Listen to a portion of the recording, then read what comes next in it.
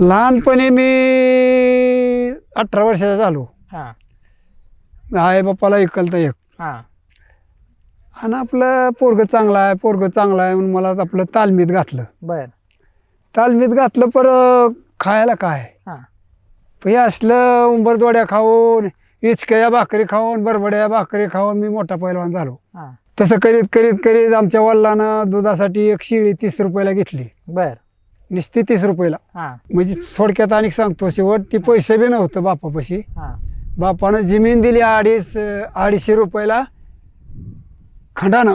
बर म्हणजे बाबा 250 रुपये आम्हाला दे तुझे तू वरीसभर वापर म्हणून हां शेती दिली. बर मग त्या 250 रुपयातनं 30 रुपयाची शिर्डी आणली एक. बर मग 30 रुपयाच्या शिर्डीला झाली 3 पिली. हां 3 पिली झाल्यावर पुन्हा